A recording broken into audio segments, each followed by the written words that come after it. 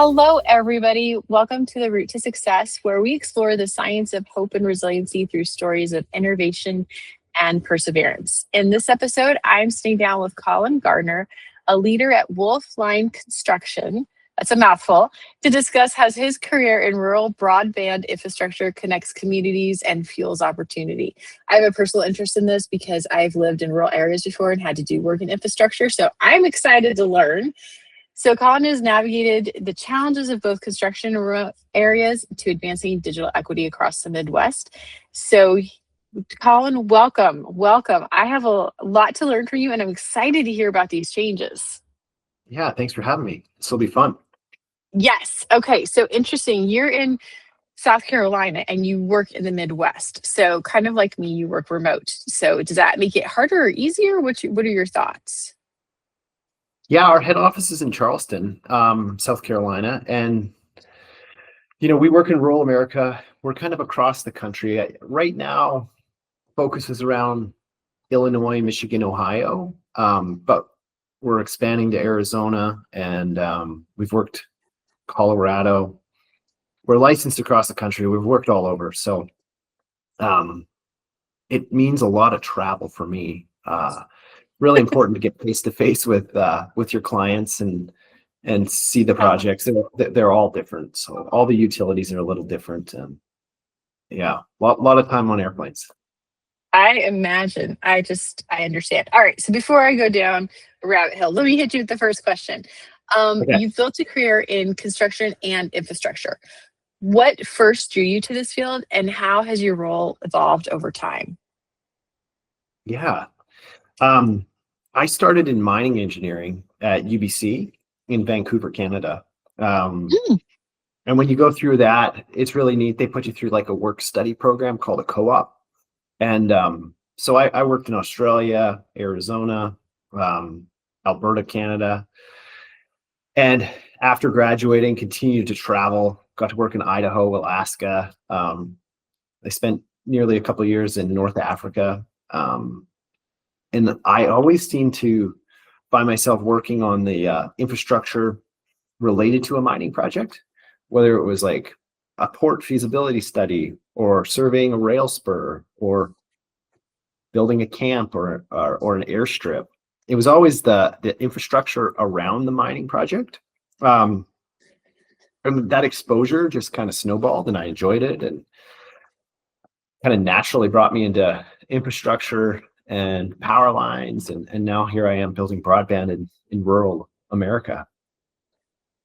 It's so interesting what you said, how the universe just has this way of pushing you to where you belong. Like you wouldn't have thought infrastructure, but all your opportunities ended up being there. So I think that's very interesting because I could see the same phenomenon, for lack of a better word, that happened in my career where you think you're going one way and then the universe just lines everything up and you end up here and you're like, I really like this. And it was a unique experience. Yeah, super fortunate, right? To be doing what you like. Yeah. Yeah. All right.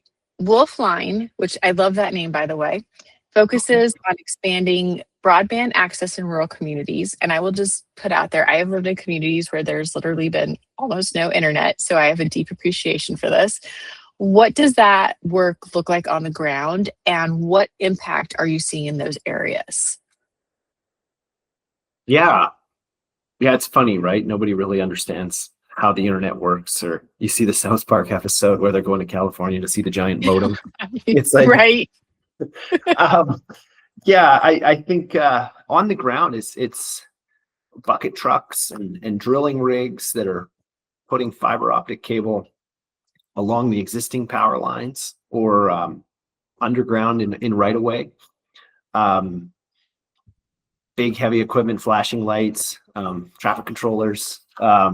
It's kind of what it looks like. And a lot of these jobs are several thousand miles of that, and then dropping cable to people's homes, and bringing those all back to nodes where the blinky lights are that nobody really understands how the lasers work in there. But that's kind of what it looks like on the ground.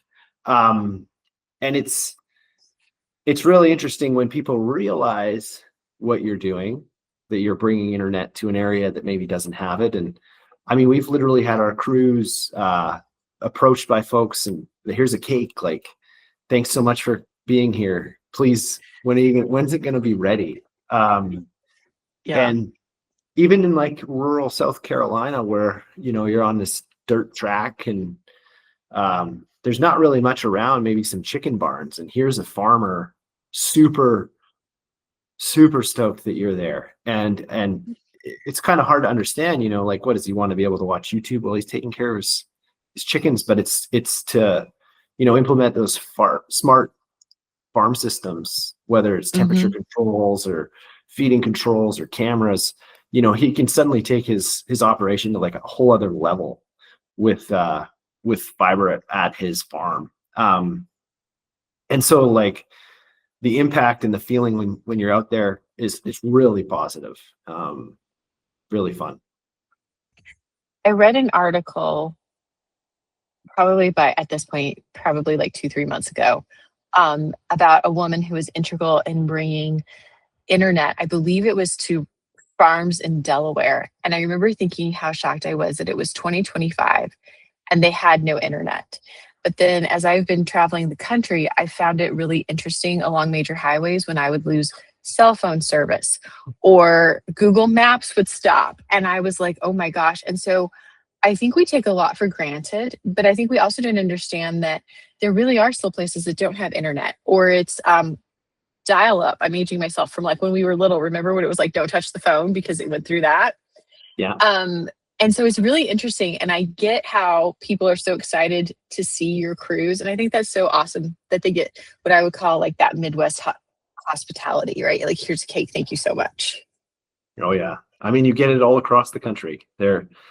Anybody that, you know, has zero service and it's coming, they're over the moon to see those trucks and have them working on the side of their house to drop the knit in. Yeah. What? In fact, I will tell you, I stayed in central New Jersey, a mile south of Six Flags, and there was no internet, believe it or not. And my cell phone would only work in like one location that was like a quarter of a mile from where I was staying. If I wanted to make a call, I had to hike. Wow. Yeah. Yeah. So I get it. All right. So rural infrastructure projects often face unique challenges, from geography to cost. And I'm going to throw this in to weather, especially with where you're working. What are some of the biggest hurdles your team encounters, and how do you overcome them? Yeah, our team specifically is just kind of the terrain, and, you know, like you say, there's a lot of area where there isn't broadband. And you know, why is that? There just hasn't been return on investment for some firm to go out there and build it yet. And the reason is it's challenging terrain, it's long distances, you know, and ultimately just the cost is too high. You know, our crews will see it as very challenging terrain and time consuming, and all the things working in kind of a rural utility environment.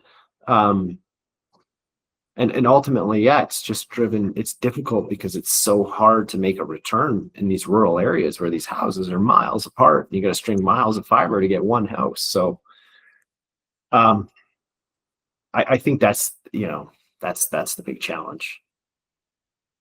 That's interesting. Do you know, this is the first time I've ever connected return on investment to internet and infrastructure. And I actually feel foolish saying that, because I always talk in my work life about what is that return on development? How is this going to positively affect the community? But now that you've said that, I see it. I understand what you mean now on why there's been delay in higher speeds or new wires, which I know my terminology is terrible here, or not having it at all. So I think that's really important to understand. Thank you for explaining that, because I wish somebody had explained that way to me years ago. Okay, the science of hope and resiliency is about building pathways to possibility. It's about thriving, right? How do these principles show up in your leadership and your approach to problem solving? Yeah, you know, the resiliency side is kind of engineering. It seems like, you know, like you have a very challenging problem or a very challenging schedule or a very challenging area to build. And it's kind of breaking the problem down into steps and solving every problem individually. And just, I don't think when they built the railroads through the Rocky Mountains, they were like, this is going to be hard. We're just going to give up on it, right? It's like being resilient and breaking those problems down into little chunks. Like, how do you eat an elephant? One bite at a time. And I love that cliche, but I think it's so true. It's just one step at a time, and keep your chin up and solve those problems and gain some momentum, right? And when you say resilience, that's kind of what I think about, is just compartmentalizing everything and just taking it slowly and gaining some momentum, and you can work through anything. I really like how you point out taking a problem and breaking it down into steps. That's the only way that I can survive life in some challenges.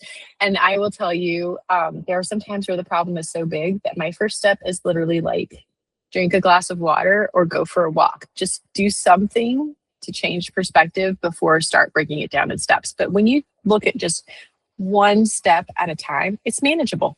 And then the really cool part is when you achieve that one step, you get to celebrate, or at least feel positive, right, before you move on to that next step. And so it just makes it so much easier. I love that. That's really, really good information there. So this one is one I know I threw at you the first time that we talked, because for years I lived in Oklahoma, and I was always amazed when the ice storms would come through, how like Oklahoma City would lose power sometimes for like 8-9 days at a time, right? The power lines would just go down. And so I remember saying to you, why don't they bury the lines? Can you explain why that choice makes sense for rural projects to not bury the line or bury the line, and how, even though it might make sense looking at it from a weather perspective to do it one way, it makes sense financially to do it the other? But what's that justification? Yeah, I think it's like I don't want to say the age-old question, because power lines have been around forever. But I mean, even in my neighborhood, we have these beautiful grand oak trees, and everyone in the neighborhood is like, why don't we just bury the power lines instead of cutting the branches? And this, it's money, right? It's costs, and why don't we just bury the fiber instead of putting it on power poles that are existing? And I think generally, like, if you are the utility in Oklahoma, or you're the utility in Illinois, you look at it and it's almost 10 times cheaper to put it on your poles than to bury it. And there are cases where obviously at some point that incremental, maybe you're out on Cape Hatteras and those poles are always falling over, and it makes more sense to bury it, or you're in Florida where hurricanes are constantly coming in, and it's just easier to put it underground. There's instances where it makes sense, but generally it's just very expensive compared to having a stick with the conductor on it running it across the air. I think it's. Go ahead. No, I was gonna say that makes sense. And it's funny how so much of what you're saying is so common sense. But when you are suffering the loss of what you do, you can't have that common sense to see it, right? Like when your internet goes out and you have a meeting in 2 hours, you can't see that. You're just like, why can't they bury it? So it's interesting how so much of what you say is common sense, but it's also highly points out how dependent we've become on the internet. Like we can't live without it anymore, I don't think. You'd think we could, but I don't think we can. Oh, I agree. Like the power could be out and someone would rather have the internet on their iPad than worry about the lights. Yeah. It's a utility now. Absolutely. Yeah. And it makes so much possible. It's like I get to work remotely. My daughter just go to college remotely, and it allows for us to travel, which is really cool. But it also makes me value what you do so much more, because I mean, I've been to some rural places, like I said, New Jersey, where it was like a quarter-mile hike, and it's like, oh, okay, I guess I'll have phone here. So it's appreciative. So my next question, and I'm really curious if you have a really good story with this. So when you get internet into one of those rural communities and it transforms education, healthcare, local economies, do you have a really good story of like something you've witnessed when these communities get connected? Like, I don't know, a major improvement they've shared with you? Yeah, yeah, probably a couple. And it's so interesting, because I worked in mining and I'd be telling a story. You're eating dinner at a restaurant and what do you do? Oh, I'm up here, working on the cyanide heat bleach project. Cyanide heat bleach, and that Yeah. that doesn't always resonate with folks. But with broadband, it's always positive. Mhm. In Michigan, during COVID, everybody was working from home and and the kids were, doing their homework at home, and there was hotspots set up. And McDonald's always seems to have a hotspot, and so you have all these kids that are literally in the parking lot of McDonald's up in northern Michigan, and that's where they're doing their homework every single day. And we got a lot of feedback after lighting up an area that these kids are able to work from home, or not work from home. We're able to it's such a common term. Yeah. They could do their homework at home and get feedback from their parents, and it was just so impactful that like it went right to the utility circulated it, told everybody how great it was that we got this going. And yeah, that was pretty awesome. The South Carolina agriculture blew me away. Like I just didn't realize how farming can go so smart, and it's like so appreciated that they get like, and they demand like a lot of bandwidth for those cameras and those sensors. And those guys were just over the moon, being way out in the sticks, to be served world-class broadband. And then like you mentioned, like telehealth, working from home, everybody, if you don't have it and you're forced to be at home, you know how big an impact that's going to be once those guys, their houses are lit up. So yeah, the stories were always positive, and the feedback when you're having dinner, when you're telling somebody what you do, is always positive. Unlike when you're building a cyanide heat bleach pad, feedback isn't always positive. Yes. I will tell you, years ago, I wrote articles for a local magazine, and I had the opportunity to interview a farmer. And that's when I learned how vital GPS is to the plowing and I'm not going to say anything correctly, the large machinery that they use on the fields, because they will get it down to GPS, like fertilize more here, take a soil sample here. This needs this fertilizer. Like they will use that GPS and the internet to customize almost foot by foot of their fields. And it blew my mind away when they talked me through it. I had no idea it was that detailed anymore or that scientific. I thought it was not making light of what they do, but I thought it was literally go out, plow the field, plant it, water it, pick it. And that's not how it is at all anymore. And the key that GPS is even playing in that, I was blown away with everything and what a tractor actually does now.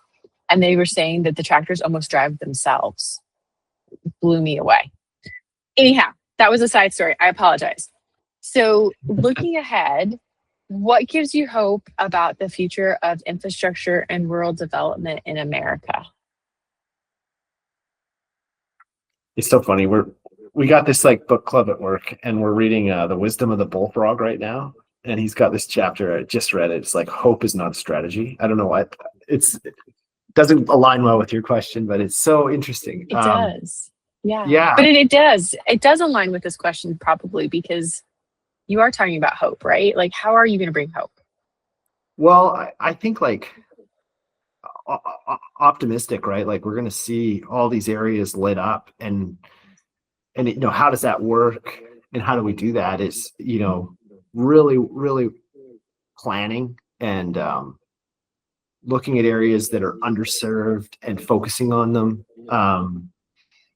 Really good feasibility studies, focusing on your marketing, focusing on the build plans so that they're really efficient. You're using what infrastructure is there to make sure you're not overbuilding, you're getting to everybody. I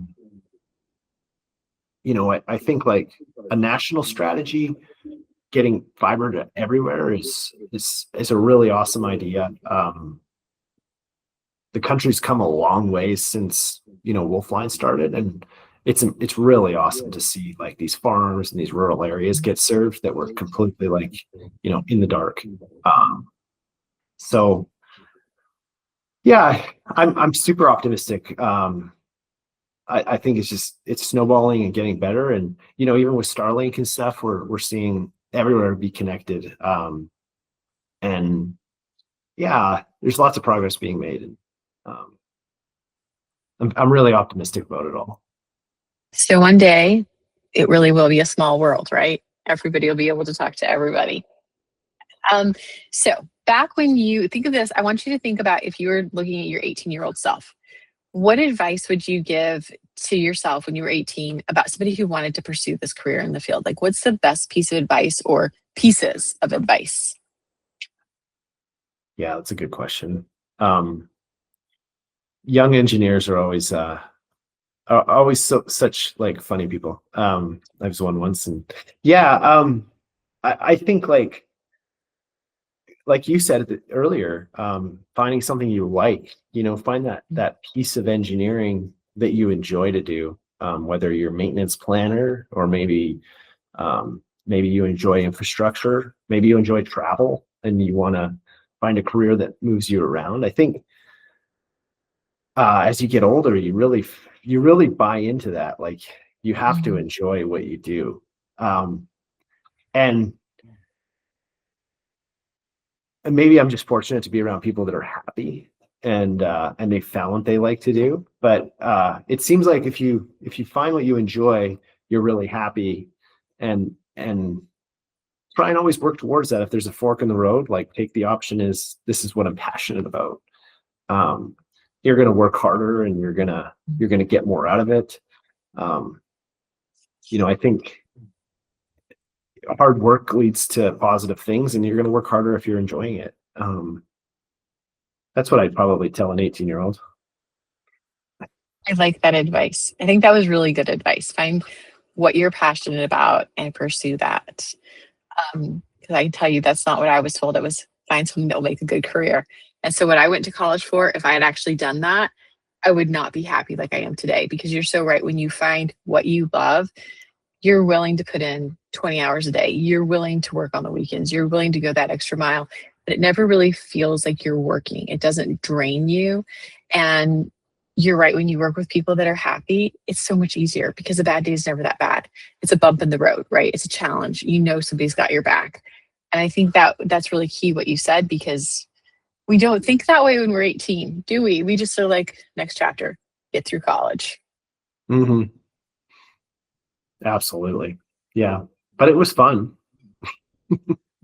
It was probably too much fun. Yes. But yeah, I would say just find what you're passionate about. That is the best advice you could give to anybody. So Colin, I know that, not to embarrass you, you said this was your first podcast. You did a great job. You did an absolutely great job. So I think this is me putting a plug out. I think your employer should definitely have you doing videos and more podcasts talking about this, because I think you're bringing a great face to things and you say things in a way that somebody like me who knows nothing about what you do, I understood everything you said. And I appreciate that, because I never once felt like a stupid person in the room. So thank you. It was a wonderful conversation. Awesome. And if there's anything I can ever do to help out or anything, please never hesitate to reach out. And I will be in contact soon with a copy of your podcast so you can share your amazing first podcast with everybody. Thank you. And when you pass through Charleston, let me know. I will. Show you the low country. It sounds good. Thanks so much, Colin. All right. Thanks, Sarah. Thanks. Bye.